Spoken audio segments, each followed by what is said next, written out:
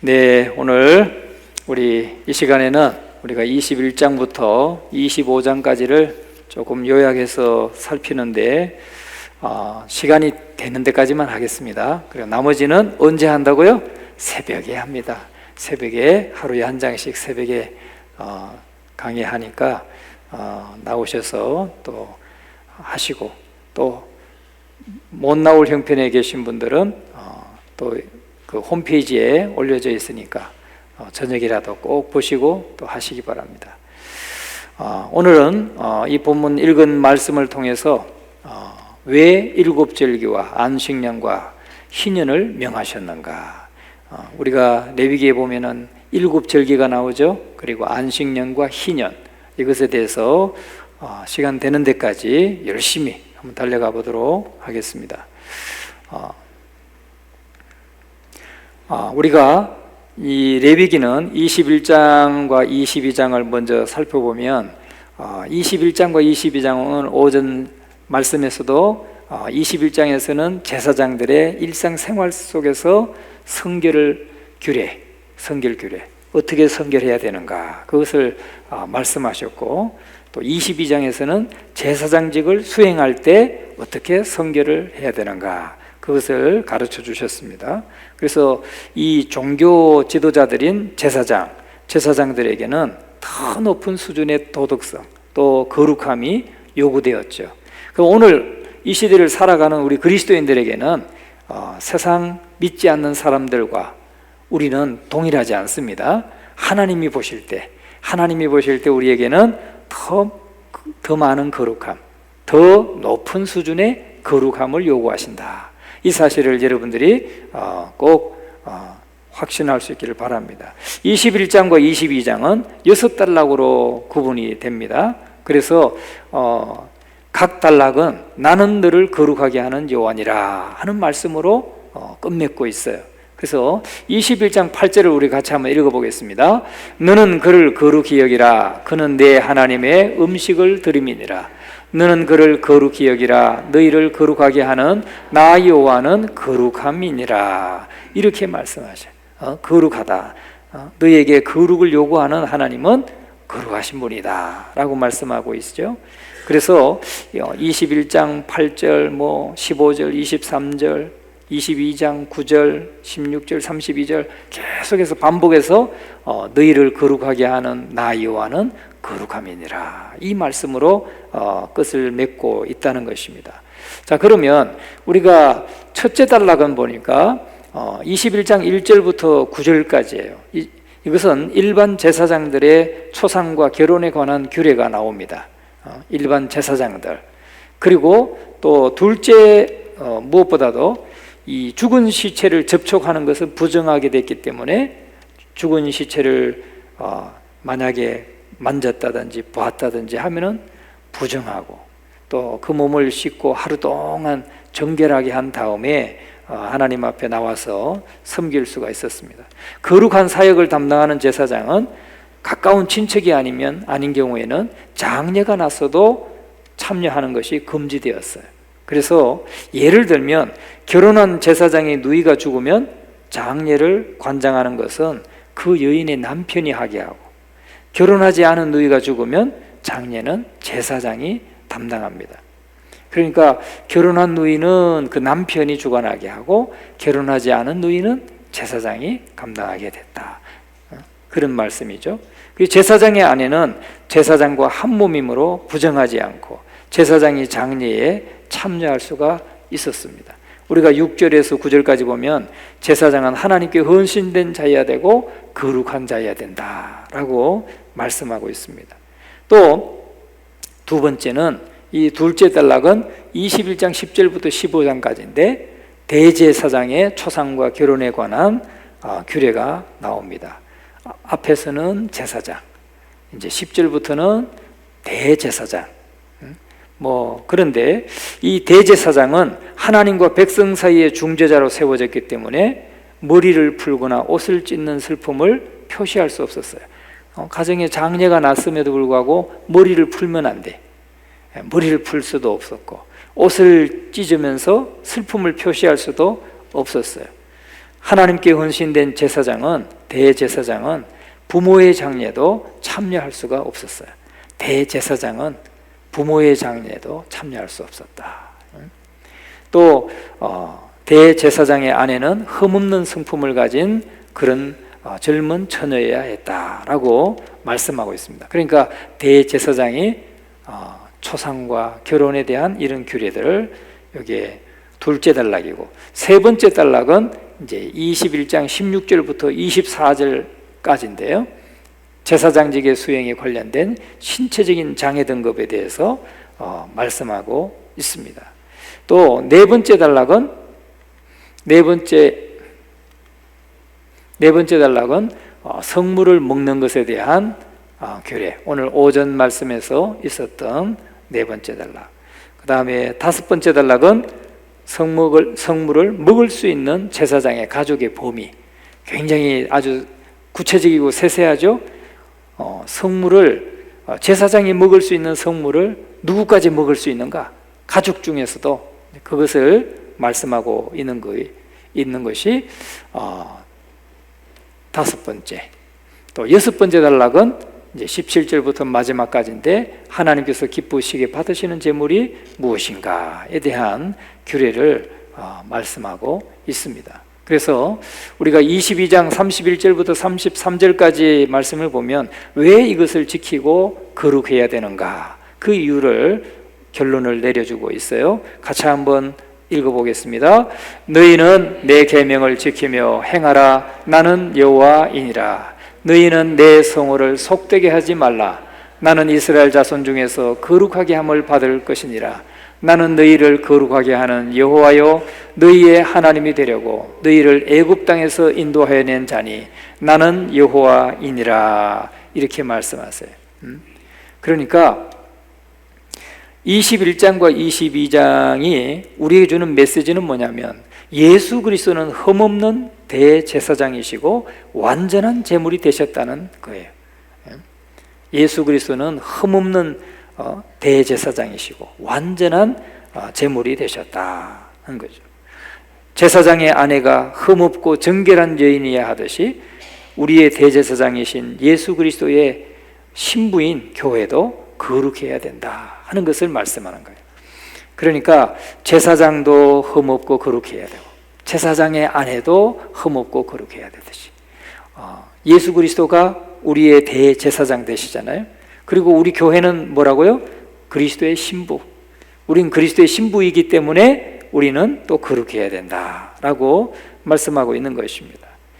예수 믿고 구원받아서 그리스도인이 된 우리는 다 왕같은 제사장들이 되었기 때문에 당연히 거룩해야 되는 거예요. 그리스도인들이 제사장으로 부름을 받았다면 거룩한 삶을 살아야 되고, 거룩한 삶을 통해서 하나님의 아름다운 덕을 세상에 전하고 보여주면서 살아야 되는 것입니다. 이것이 모든 그리스도인, 오늘날을 이 신약시대를 살아가고 있는 모든 그리스도인들이 가지고 있는 그런 사명이라는 것이죠. 그래서 교회 지도자들은 선한 성품을 갖춰야 하고, 또 그의 가족들도 거룩하고 올바르게 살고 처신해야 하는 것처럼 우리 모두가 하나님 앞에서는 제사장으로서 그런 어떤 거룩함의 사명을 우리가 다 꼭 기억하고 살아가야 될 줄로 믿습니다. 자, 그러면 우리가 23장으로 넘어갑니다. 23장을 한번 넘어가서 23장에는 일곱 절기와 절기법의 기본 원칙이 되는 안식일에 대해서 규례가 나옵니다. 21장과 22장이 제사장에게 주어진 규례라면 23장부터는 이스라엘 온 회중에게 주어진 규례예요. 이해되시죠? 이스라엘 온 회중에게 주어진 규례다 하는 거예요. 그래서 23장에서는 이스라엘 온 회중이 늘 지켜야 되는 거, 안식일을 지키는 거, 일곱 절기를 지키는 거, 백성들이 무엇을 해야 되는지 그것에 대해서 잘 말씀해주고 있는 것입니다. 그래서 하나님께서 백성들이 지켜야 될 일곱 절기에 대해서 우리에게 말씀하는데 같이 23장 2절을 같이 한번 읽어봅니다. 이스라엘 자손에게 말하여 이르라. 이것이 나의 절기들이니 너희가 성회로 공포할 여호와의 절기들이니라. 그러니까 이 절기는 제사장만 지키는 게 아니고 온 백성이 다 같이 지켜야 되는 거죠. 그런데 하나님의 절기, 이것이 나의 절기들이니 이렇게 말해요. 너희가 성회로 공포할 여호와의 절기들이니라 이렇게 말씀하는데, 여기서 여호와의 절기라고 하는 말은 히브리어로 모아데 아도나이, 모아데 아데나이 이런 말이에요. 그런데 이 모아데라고 하는 말은 지정하다, 소집하다, 고정하다 이런 뜻이에요. 고정하다. 그러니까 이것이 명사형으로 쓰여지면 회막이란 뜻이에요. 그러니까 여호와의 절기는 바로 성회로 모이는 것, 성회로 모이는 것인데, 이스라엘 자손에게 말하여 이르라. 이것이 나의 절기들이니 너희가 성회로 공포할 여호와의 절기들이니라. 그랬어요. 하나님은 그의 백성들을 만날 수 있는 장소 지정하셨죠. 그게 어디예요? 성막이죠. 성막. 성막이 회막이죠. 그러니까 그의 백성을 만날 수 있는 장소도 하나님은 지정하셨고, 또 만나주시는 시간도 정해주셨어요. 그 만나주시는 시간이 뭐예요? 절기예요. 절기. 그죠? 절기는 시간이니까. 그래서 하나님께 나아가 어떻게 제사를 드려야 하는지 방법도 다 가르쳐 주신 것입니다. 우리가 다음 말씀을 한번 보면은 23장 2절과 3절을 같이 다시 한번 읽어봅니다. 시작. 이스라엘 자손에게 말하여 이르라. 이것이 나의 절기들이니 너희가 성회로 공포할 여호와의 절기들이니라. 엿새 동안은 일할 것이요 일곱째 날은 쉴 안식일이니 성회의 날이라. 너희는 아무 일도 하지 말라. 이는 너희가 거주하는 각처에서 지킬 여호와의 안식일이니라. 아멘. 그러니까 엿새 동안은 열심히 일하고 하루는 쉴 안식일이다. 요즘에는 보니까 예전에 누가 썼나요? 신라곤이라고 하는 소설을 쓴 분이 있죠. 근데 요새는 장례식장 이름이 무슨 낙원이에요? 쉴낙원. 쉴낙원이란 장례식장이 있더라고요. 보니까. 그런데 일곱째 날은 쉬는 날이다. 쉴 안식일이니. 엿새 동안은 우리가 열심히 일하고 일곱째 날은 쉬어야 된다. 그게 하나님께서 우리에게 요구하시는 겁니다. 다른 절기와 마찬가지로 매주일 지켜야 하는 안식일, 이게 안식일은 모든 절기의 기본이 되는 절기예요. 안식일을 지키는 것, 이게 모든 절기의 기본이 되는 것입니다. 성회로 모이는 날이었고 일로부터 쉼을 얻고 하나님을 예배하는 날이었어요. 여러분, 예전에는 이 탄광에서 나귀로 탄을 실어냈대요. 탄광에서 이 굴을 파고 들어가서 땅 속에서 탄을 캐고 그것을 이제 밖으로 실어낼 때, 지금은 다 이렇게 기계를 이용하지만 그 당시 옛날에는 다 조그마한 나귀에다가 탄을 실어서 내보냈대요. 그런데 그 나귀는 그냥 일주일 내내, 그냥 한 달 내내 그냥 하면은 나중에 눈이 멀어버린대요. 눈이 멀어버려. 안 된대요. 그래서 6일 동안은 일을 시키면 하루는 쉬어줘야 된대요. 하루는 쉬어주고 또 6일 동안은 탄을 나르게 하고 하루는 쉬어주고, 그래야 시력도 유지되고 또 나귀가 체력이 유지되어서 하지, 그렇지 않으면 눈이 멀어버린대요. 그냥 깜깜한 데 가서 계속 일만 하면 눈이 멀어버려요. 우리 몸도 그렇다고 봐요. 하나님께서 정하신 거잖아요. 하나님이 창세에 창조하신 후부터 하셨잖아요, 이 안식일은. 그래서 엿새 동안 다 창조하시고 마지막 일곱째 날은 쉬셨다. 안식일이고 거룩하게 하시고 그날을 복 주셨다고 말씀했어요. 그러니까 우리들도 이게 우리의 삶의 원리예요. 그래서 6일 동안 열심히 일하되 일곱째 날은 뭐 한다? 쉬면서 하나님을 예배하고, 그래서 참 쉼을 얻어야 된다 하는 것이죠. 그래서 신명기 5장 15절에는 이렇게 말해요. 같이 한번 읽어봅니다. 너는 기억하라. 내가 애굽 땅에서 종이 되었더니 내 하나님 여호와가 강한 손과 편팔로 거기서 너를 인도하여 내었나니 그러므로 내 하나님 여호와가 내게 명령하여 안식일을 지키라 하느니라. 예, 안식일을 지키는 것은 명령이라는 거예요. 명령. 예? 네가 애굽 땅에서 종 되었더니 내 하나님 여호와가 강한 손과 편팔로 거기서 너를 인도하여 내었나니 그러므로 내 하나님 여호와가 내게 명령하여 안식일을 지키라 하니라. 안 그러면 일의 노예가 되어가지고 거기서 헤어나올 수가 없는 거예요. 그래서 하나님께서 강한 손과 편팔로 애굽에서 강제로 끌어냈다는 거예요. 그러니까 너는 쉬어라, 여덟째 날은 쉬어라 하고 안식일을 지키라고 명하신 거예요. 그래서 우리가 여러분 생각해 보세요. 우리가 안식일 지키지 않고 주일을 지키지 않는 사람들 어떻습니까? 오늘 나가서 일하는 분도 계실 거예요. 그분은 평생 일만 해. 그러다가 뭐 1년에 한 번 동네에서 어디 단풍 구경 갈 때 한 번 가는 거 외에는 없잖아요. 그러면 뭐예요? 일의 노예가 되는 거예요. 그런데 하나님은 우리에게 안식일을 지키라 하고 명하셨어요. 여러분들은 안식일을 지키라고 할 때 하나님께서는 나머지는 책임져 주시겠다는 거예요. 믿습니까? 그래서 만나를 주실 때도 안식일을 쉬게 하시려고 안식일 전날은 몇 곱절 줬다고 그랬어요? 2배를 줬다고 그랬잖아요. 2배를. 만나도 2배를 내려주셨어요. 이 가나안 땅에 들어가서 안식일을 지킬 때는 안식년을 지킬 때는 땅도 쉬게 했잖아요. 땅도 쉬게 할 때는 3배를, 그 6년째 되는 해는 막 소출을 3배로 주었다고 그랬어요. 그러니까 그 한 해는 묵혀둬도 괜찮다. 하나님이 내가 책임진다. 내가 주인이다. 내가 이 우주의 주인이고 내가 우주를 다스리는 주권자니까 믿고 순종하라는 거죠. 오늘 저와 여러분이 정말 그 사실을 믿고 주일은 그냥 하나님께 맡기고 기도하고 예배드리고 그렇게 살아갈 수 있기를 간절히 바랍니다.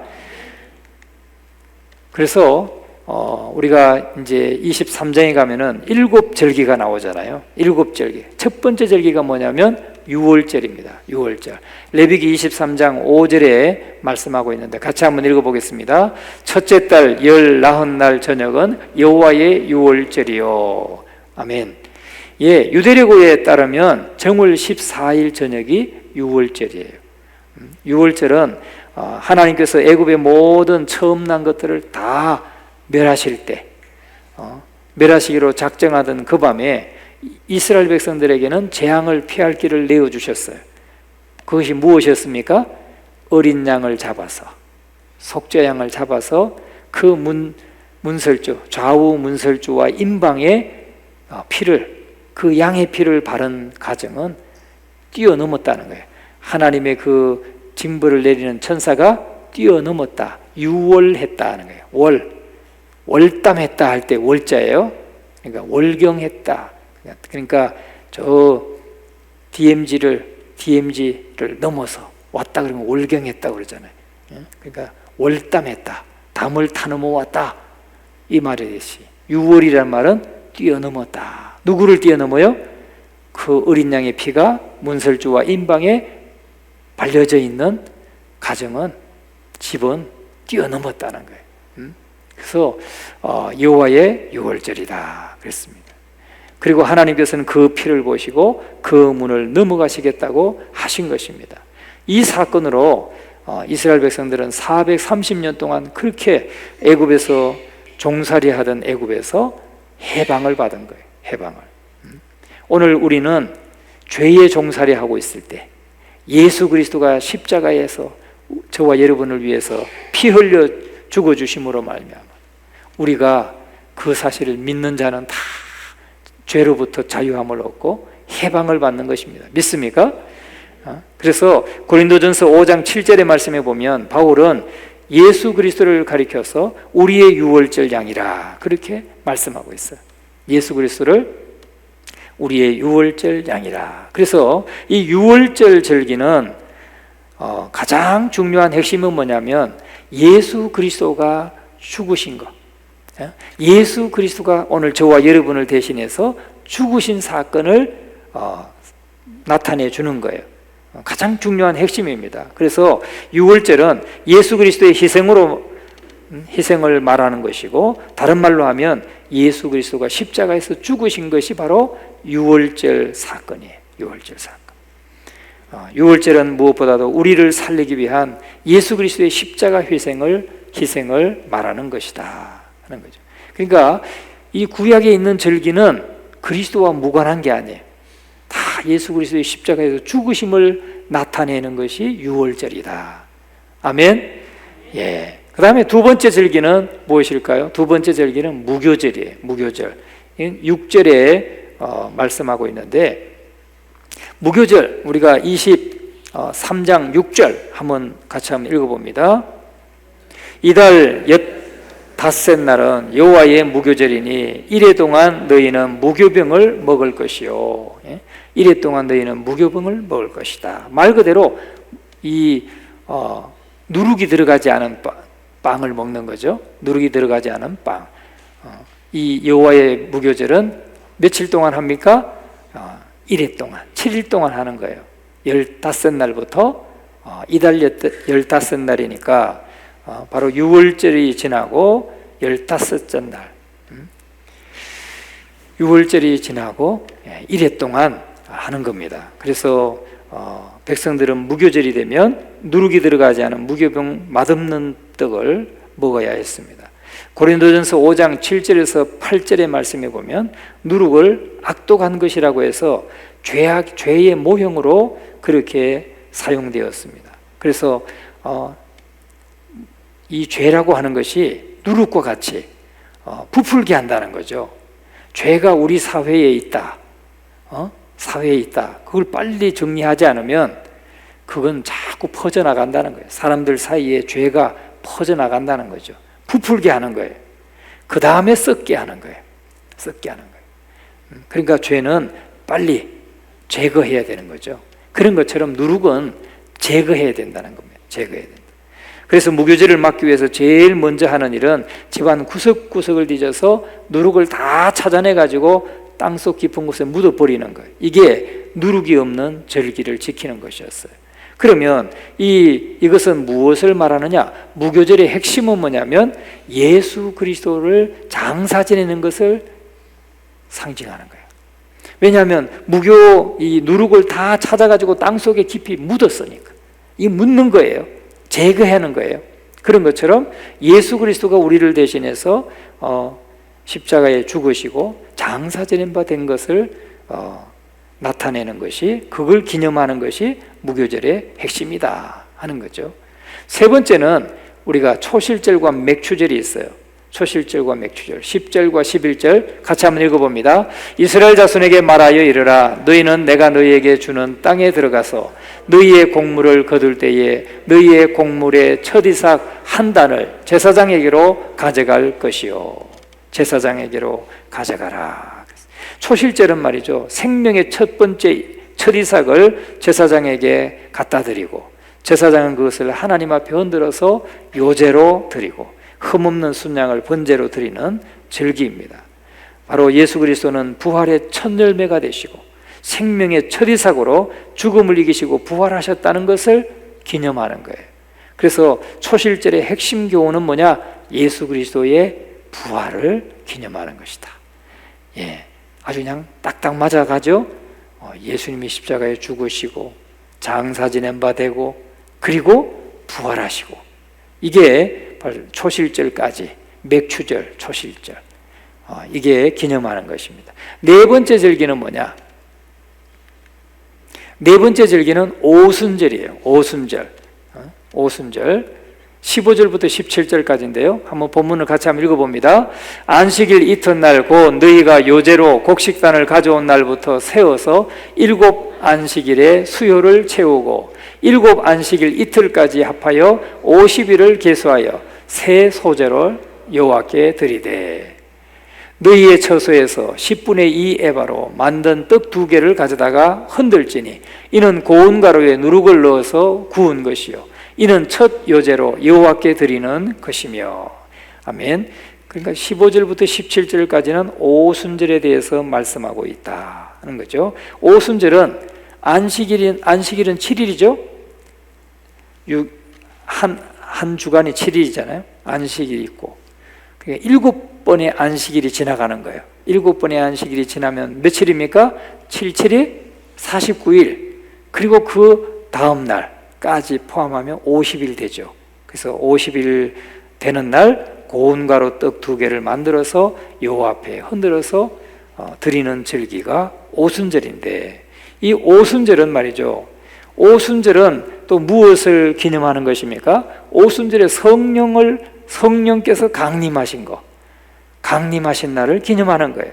그래서 그리스도의 영이신 성령께서 역사 속에 찾아오셔서 우리를 거듭나게 하시고 예수 믿게 하시고 구원하시는 성령의 강림, 성령의 강림을 기념하는 것이 바로 오순절이다. 예? 아시겠죠? 6월절부터 지금 계속 이렇게 이어지는 거예요. 6월절부터. 자, 그리고 5번째는 나팔절. 5번째예요. 몇 개의 절기라고요? 7개 절기. 7개 절기 가운데 5번째. 소망을 가지세요. 지금 막 그냥 마귀가 지금 삐딱구들 신고 우리 눈꺼풀에 올라와서 막 지금 디디고 빨리 자라 굴르고 있어요. 얼마나 여러분 참 대단하셔요, 여러분. 예?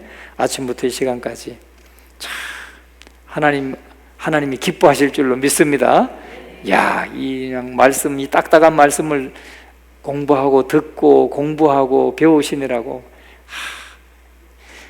앞에서 말하는 사람은 졸려도 지금 졸음이 달아나잖아요. 저는 말하기 때문에 졸음이 달아나는데 저도 하도 졸릴 때 있어요. 진짜 졸릴 때. 그때는 어떻게 한다고요? 저하고 여러분이 다 그냥 한숨 자면 돼요, 여기서. 예배 드리다가 한숨 자고 또 드리면 돼요. 그런데 지금 더 졸리기 전에 빨리 끝나고 마치기 위해서 지금 열심히 달려가는데 7개 절기만 하고 마치도록 하겠습니다. 자, 5번째 절기는 나팔절이에요. 나팔절. 23절부터 25절까지인데요. 같이 또 읽어봅니다. 여호와께서 모세에게 말씀하여 이르시되 이스라엘 자손에게 말하여 이르라. 7째 달 곧 그 달 첫날은 너희에게 쉬는 날이 될지니 이는 나팔을 불어 기념할 날이요 성회라. 어떤 노동도 하지 말고 여호와께 화제를 드릴지니라. 아멘. 예. 이 나팔절은 왜 나팔절이에요? 나팔을 부는 날이에요. 나팔을 부는 날. 예? 나팔을 부는 날이에요. 7월 1일은 나팔절이고 7월 10일은 속죄일이에요. 속죄일. 그러니까 속죄일 전에 나팔을 불었어요. 왜 불었냐? 나팔을. 7째 달 첫날 나팔절이 되면은 이스라엘 온 땅에 나팔 소리가 진동했어요. 옛날에 저 어디 남아공인가? 남아공 거기서 월드컵 할 때, 여러분 소리 들어봤죠? 막 공설운동장에 모인 사람들이 부르젤란가 뭐 하여튼 그 나팔을 막 불어가지고 붕붕 막 한번 기억나시죠? 예? 그렇게 나팔을 불었어요. 온 그냥 이스라엘 땅에서 나팔을 불었어요. 나팔을 분다는 것은 나팔 소리와 함께 이스라엘 백성들이 곳곳에서 예루살렘 성전으로 향해서 모여들기 시작하는 거예요. 나팔을 불고 예루살렘 성전으로 막 모이는 거죠. 왜 모이느냐? 모든 하나님의 백성들을 만나는 즐거움을 맛보고 성전에서 하나님을 경외하고 하나님의 임재를 즐기는 영광스러운 절기가 나팔절이에요. 막 기쁘니까 막 그냥 이때는 뭐라고 하냐? 불어 제낀다고 그러죠. 참 우리 표현이 좋아요. 불어 제껴. 막 그냥 왜? 기분이 좋으니까 막 불어 제끼는 거예요. 절기 중에 가장 경이로운 절기가, 가장 신나는 절기가 바로 나팔절이에요. 나팔절. 이 나팔절은 오순절이 지난 후에 한참 후에 있는 절기인데, 어느 날 온 우주에 가득 찬 하나님의 나팔 소리가 천지를 경악시킬 날이 온다는 거예요.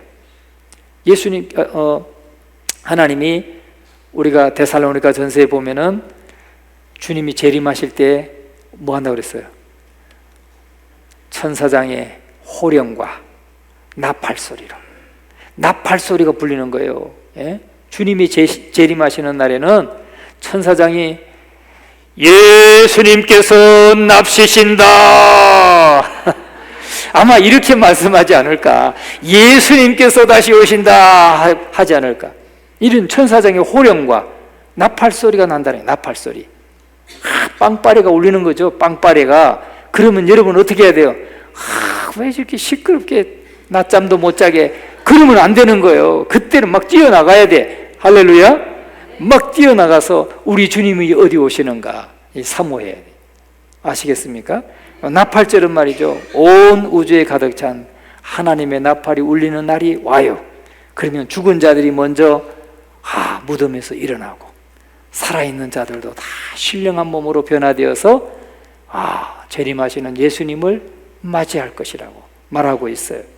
그래서 이 나팔 소리와 함께 우리 예수님께서 공중에 재림하실 때에 예수 안에서 먼저 믿고 죽은 자들이 들림을 받고, 다음으로 살아있는 남아있는 예수 믿는 자들이 변화되어서 신령한 몸으로 변화되어서 공중으로 끌어올려져서 예수님을 영접한다고 그랬어요. 우리 몸이 뜨는 거예요.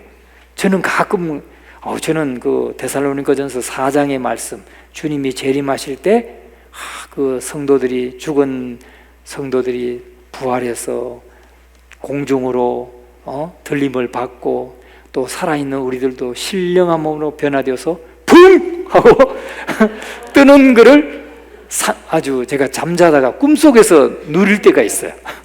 꿈속에서. 그러면요, 비행기 안 탔는데도 내가 공중에 확 뜨는 거예요. 무슨 요새 뭐죠? 아이언맨처럼 쫙 올라가가지고 막 하늘로 한 몇 킬로 올라간 것 같아. 쫙 올라갔는데 내려오고 싶지가 않아요. 여러분 그런 적 없습니까? 난 미리 연습하고 있어 지금. 주님 오실 때 내가 어떻게 뜰 것인가. 예? 난 아직도 그 기분이 막 느껴져요. 내가 그 꿈속에서의 그게 막 붕 떠가지고 쫙 올라가면 막 그냥 집들도 막 손톱만하게 보이고, 사람은 막 그냥 점처럼 보이고, 그런데 막 날아다니다가 이제 조금씩 내려가자 하면 또 어떻게 내려와요, 땅에. 맛보고 싶지 않습니까, 여러분? 예. 경험해 보시기 바랍니다. 이건 뭐냐? 나팔절은 예수 그리스도의 재림을 가르쳐주는 절기예요. 그러니까 예수님과 다 관계 있죠. 이 절기가 다 예수님과 관계가 있는 거예요. 그 다음에 6번째 절기는 바로 속죄일이에요. 속죄일. 우리가 16장에서 보았던 속죄일. 그래서 같이 한번 읽어봅니다. 23장 27절에서 28절 시작. 일곱째 달 여럿날은 속죄일이니 너희는 성회를 열고 스스로 괴롭게 하며 여호와께 화제를 드리고, 이날에는 어떤 일도 하지 말 것은 너희를 위하여 너희 하나님 여호와 앞에 속죄할 속죄일이 됨이니라. 아멘. 예, 그러니까 대제사장이 하나님이 거하시는 지성소 안에 들어가서 속죄소에 피를 뿌려 제사를 드리고 백성의 죄를 속하는, 그리고 용서함을 받아서 복을 가지고 나오는 날이 속죄일이에요. 얼마나 이날은 기쁜 날입니까? 그런데 그날은 스스로를 괴롭게 하라 그랬어요. 스스로를 괴롭게 하며, 이 괴롭게 한다는 것은 막 금식하며 또 자기의 몸을 심하게 괴롭게 하는 절기이기도 하고, 또 내 육신의 그 즐거움을 좀 절제하는 날이다 하는 것이죠. 그래서 우리 주님이 재림하시면 그리스도인들에게는 복스러운 하나님의 복이고, 또 하나님을 만나는 날이고 영원한 생명을 얻는 날이라는 것입니다. 그래서 이 속죄일은 또 그리스도의 속죄를 말하고, 속죄절의 이 핵심 교훈은 예수 그리스도의 심판도 연결되어 있다 하는 것이에요. 마지막 절기, 이제 마지막 절기만 하면 마치겠습니다. 7번째 절기 뭐라고요? 초막절, 장막절. 이것은 33절에서 35절까지인데 같이 한번 본문을 읽어봅니다. 여호와께서 모세에게 말씀하여 이르시되 이스라엘 자손에게 말하여 이르라. 7째 달 15날은 초막절이니 여호와를 위하여 이레 동안 지킬 것이요 그 첫날에는 성회로 모일지니 너희는 아무 노동도 하지 말지며. 아멘. 예, 초막절은 안식하는 절기예요. 39절에서 보면은 안식하는 절기고 40절에는 즐거워하는 절기라 그렇게 말씀합니다. 초막절은 광야에서 하나님이 베푸신 은혜를 기억하고 즐거워하는 절기입니다. 그래서 초막을 짓고 일주일 동안 나뭇가지로 만든 초막에 살면서 오늘의 편안한 집에 대해서 감사하는 거예요. 우리가 늘상 좋은 집에서 살면 감사를 잃어버릴 수 있잖아요. 그런데 저 캠핑 가가지고 뭐 강가에 가서 그냥 텐트 하나 쳐놓고 막 비도 맞아보고 또 바람도 맞아보고 그런 걸 당해보면 역시 집이 좋구나. 집이 막 그냥 감사하잖아요. 그런 것처럼 초막절은 광야 생활 통해서 하나님이 지키시고 보호하시고 인도하셨던 그 하나님이 베푸셨던 광야에서의 그 은혜를 즐거워하고 감사하는 것이라는 거죠. 그래서 이 초막절은 예수 그리스도의 다스림을 보여주고 재림 후에 주의 나라에 임할 때 일어날 일들을 보여주는 절기가 바로 초막절입니다. 그래서 우리가 7가지 절기, 7가지 절기, 유대인의 7가지 절기 어떻게 외우나? 유무초오 나속장 이렇게 외우면 돼요. 앞머리만 첫 자만 외우세요. 유무초오 나속장, 유무초 나속장, 유월절, 무교절, 유무초, 초실절, 초실절은 맥추절, 초오, 오순절, 나팔절, 속제일, 그 다음에 초막절, 유무초 나속장.